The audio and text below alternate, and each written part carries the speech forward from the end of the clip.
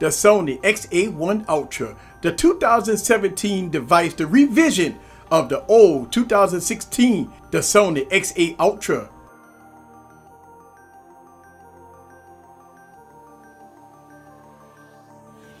The Sony XA1 Ultra is a device that has a strange high price with a big form factor with mid-tier power. Should you upgrade from last year? Let's find out. What's up, YouTubers? This is Eric from Easy Computer Solutions, and this is me giving you my thoughts. And should you upgrade from 2016 Sony XA Ultra to the new Sony XA1 Ultra? So get your popcorn ready and follow me on this journey.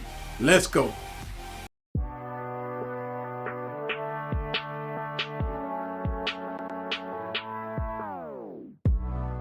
What's up, guys? This is Eric again with another video. So I had low expectations about the second generation Sony XA1 Ultra because of the horrible time that I had with the first generation device. But I do see a huge difference and improvement with the second generation. So let me give you my thoughts about this device and should you upgrade to this device.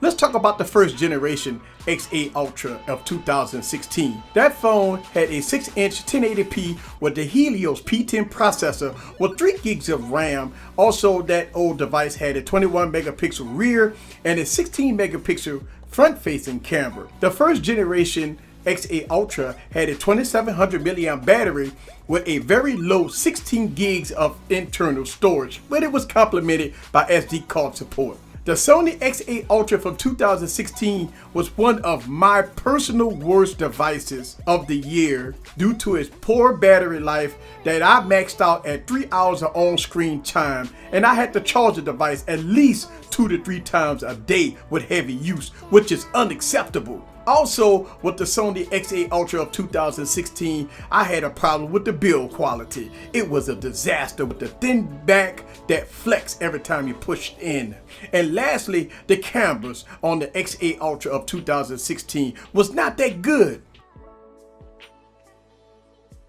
As you can see, my expectations going into the second generation was not that high. But at my surprise, things is a lot different. So let's go ahead and talk about the 2017 XA1 Ultra.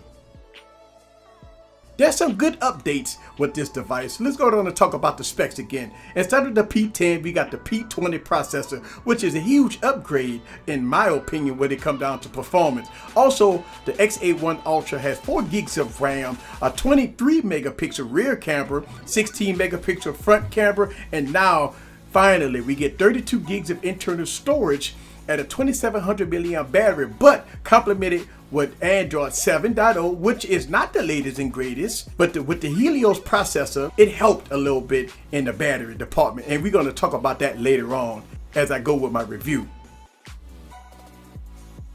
So the star of the show is this massive 6-inch 1080p screen, which was very impressive.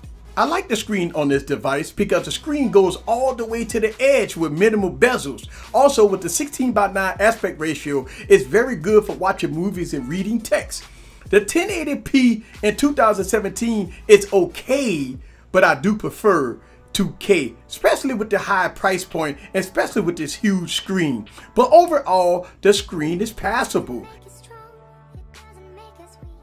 Let's talk about the performance of the XA1 Ultra. It's not running the latest version of Android, which is 7.1.1.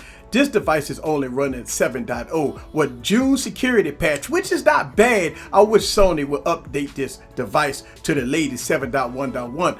But with Sony's overlay on top of Android, which is very light and optimized, it runs very smooth and fluid. All apps open pretty fast for a mid-tier device. The benchmark test on this device is what you would expect with a chipset like this. This device is smooth but not fast as you see in other flagships. But overall, the performance of the Sony XA1 Ultra is passable, and I don't have any problems with slowdown or hiccups or anything like that. Okay, so let's talk about the cameras on this device. The Sony XA1 Ultra is rocking a huge 23 megapixel rear and a 16 megapixel front facing cameras with that Sony name that's behind the cameras. So you would think that the cameras would be king supreme, but not necessarily. The cameras on this device is good, but not the best Sony has to offer. Let me show you guys some camera footage really quick with this device.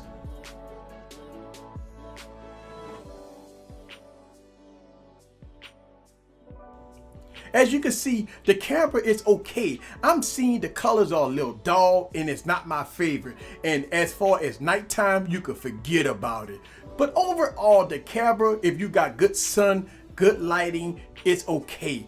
But it's not the best that Sony has to offer.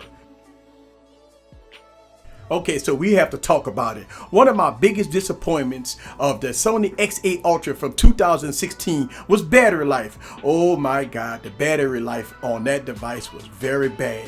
The first generation Sony XA Ultra was rocking 2700 milliamp battery, and I was getting very poor battery life with about 2.5 to 3 hours of on-screen time, which is horrible. I mean horrible.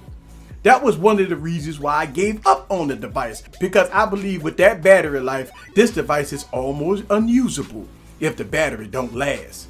But now that we have the new Sony XA1 Ultra, I'm seeing surprisingly good battery life with an on-screen time with about 4.5 to almost close to 6 hours of on-screen time, which to me is 100% improvement over last year's model.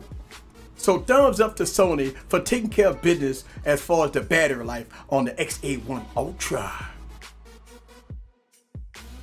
So let's talk about the price with this device. This device is a mid $400 device. That's including tax where I live at, which is a no-go for some people, because when you get almost into a $500 price point, there are better offerings such as the LG G6, the OnePlus 5, Honor 8, and so on and so on, which offer more for the money.